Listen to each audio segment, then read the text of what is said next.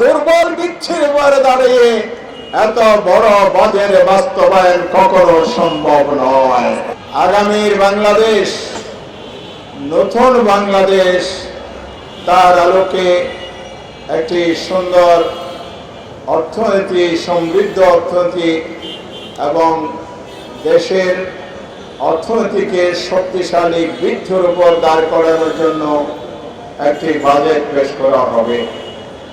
দুর্ভাগ্যজনক হলো সত্য, আমি যে একজন নাগরিক হিসেবে সংসদে সে বাজেট পেশকালে উপস্থিত ছিলাম, যা লক্ষ্য করেছি এই বাজেটে জুলাই আকাঙ্ক্ষার প্রতিফলন হয় নাই।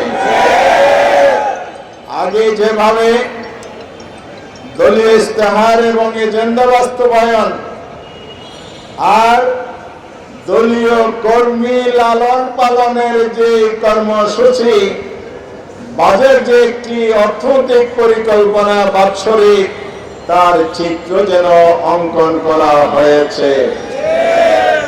সঙ্গে আমার বাজেটটিকে বলা হচ্ছে বাংলাদেশের ইতিহাসের সর্ববৃহৎ বাজেট। একথা সত্য। মাননীয় অর্থমন্ত্রী 9,38,000 কোটি টাকার এযাবৎকালের সর্ববৃহৎ বাজেট দিয়েছেন। তবে সেই বাজেটের যে দর্শন এবং যে নীতিমালা আমরা দেখেছি, বাজেট বক্তৃতার মাধ্যমে যেটা স্পষ্ট হয়েছে, এই বাজেটটি হচ্ছে একটি বিশাল ঋণ নির্ভর বাজেট। এটা একটি বড় ধরনের ঘাটতি বাজেট এবং বাজেটের যে আয়ের উৎস, সে আয়ের উৎসের যে ভিত্তি এবং আমাদের সম্পদ এবং সম্পদ ব্যবস্থাপনার যে দক্ষতা, অবকাঠামোর দিক থেকে, প্রাতিষ্ঠানিক কাঠামোর দিক থেকে অত্যন্ত দুর্বল বিচ্ছির উপরে দাঁড়িয়ে এত বড় বাজেট বাস্তবায়ন কখনো সম্ভব নয়। কারণ অতীতে দেখা গেছে বাংলাদেশের সাম্প্রতিককালের যদি বাজেটের যে প্রধান আয়ের উৎস হল এনবিআর এর মাধ্যমে রাজস্ব আয় করা, এই রাজস্ব আয়ের লক্ষ্যমাত্রা যেটা ধরা হয়েছে গত বছরের আদায়কৃত কর আয়ের দ্বিগুণের চাইতে বেশি। এমনকি আলাদিনের চেরাগ আপনারা পেয়েছেন, একটু জাতির কাছে পরিষ্কার করেন, 1 লাফে আপনারা দ্বিগুণ কর আদায় করবেন। তবে হ্যাঁ, একটি আলাদিনের চেরাগ আপনারা খুঁজে পেয়েছেন, যেটা গত 1.5 বছরে আপনারা প্রমাণ করেছেন। সেটা হচ্ছে বাজেট হবে বড় এবং আয়ের উৎস যখন ব্যয়ের সাথে সামঞ্জস্যশীল হবে না, তখন এনবিআর উপরে চাপানো হবে, আর যা বরাদ্দ যাবে দলীয় কর্মীদের লুটপাটের উৎস হবে সেটি।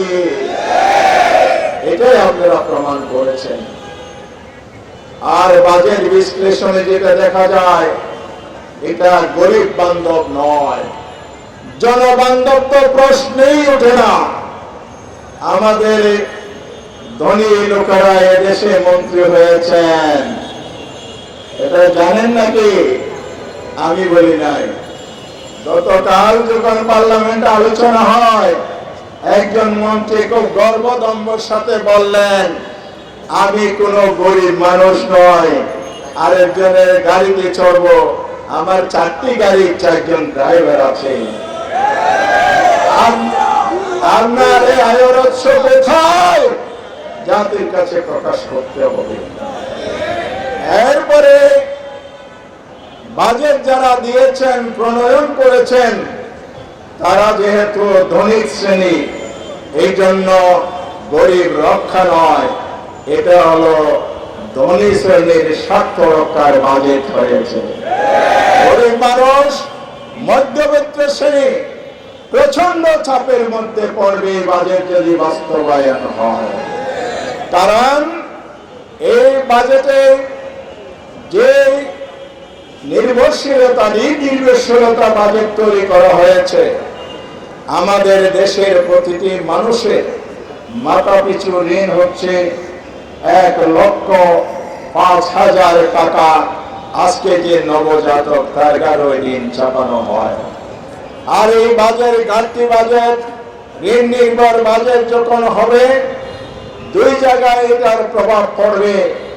একদিকে আমাদের দেশের সাধারণ মানুষের মাথাপিছু ঋণ যেমন বাড়তে থাকবে, মুদ্রাস্ফীতির চাপে অর্থাৎ টাকার দাম কমে যাওয়ার কারণে দ্রব্যমূল্য বৃদ্ধি পাবে।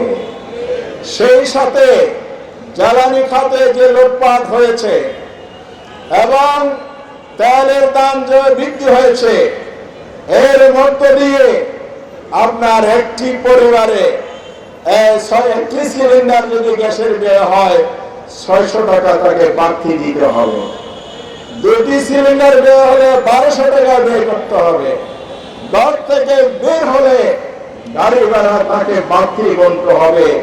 আমাদের কি ইনকাম বেড়েছে? বাড়ে নাই। আপনি জনগণের ক্রয় ক্ষমতা বাড়ানোর কোনো ব্যবস্থা করেন নাই। শিল্পায়ন উদ্যোক্তা বৃদ্ধির জন্য সরকারের পৃষ্ঠপোষকতা এবং কর্মসংস্থানের ব্যবস্থা হয়নি। তবে বলা হয়েছে 1 কোটি মানুষকে কর্মসংস্থান করবেন। আমরা জানতে চাই, আপনার দলীয় কর্মীরা যা করেন, 1 কোটি কর্মসংস্থান বা লোকদেরকে চাকরি দিতে গিয়ে কত শত কোটি টাকা চাঁদাবাজি হবে, এটাই তো মেহরবানি করে প্রকাশ করে দিয়েন। তাহলে জনগণ আগে থেকে সতর্ক হবে, চাঁদাবাজকে রুখে দিতে সক্ষম হবে ইনশাআল্লাহ। সংগ্রামী বন্ধুগণ, বক্তৃতা বাড়াতে চায় না। এই বাজেট বড় দুর্বলতার আরেকটা দিক, টোটাল বাজেটের 70% হচ্ছে পরিচালন ব্যয়। অর্থাৎ আমাদের দেশে যদি আপনি 100 টাকার একটি পণ্য কিনতে গিয়ে 70 টাকায় গাড়ি ভাড়া দেন, 30 টাকা মালের মূল্য, গাড়ি ভাড়া কত? 70। এটাকে বলে পরিচালন ব্যয়, কস্টিং। পণ্যটা একটা দাম নির্ধারণ 30 টাকা, আর 70 টাকা আপনি যোগ করবেন। সেটা কিভাবে জানেন? প্রশাসনের যারা দায়িত্ব পালন করেন, বেতন ভাতা, তার সাথে আছে সুদ নির্ভরতা, সব পরিশোধ করা। তারপরে স্প্রিড মানি নাকি বলে, সেটার কথা নাই বললাম। এই সব যোগ করলে আমাদের দেশের মানুষের উপর অতীতে থেকে চলমান প্রশাসনিক ব্যয়ের যে বিশাল আকার, এটা কমানোর কোনো ব্যবস্থাই বাজেটে হয় নাই।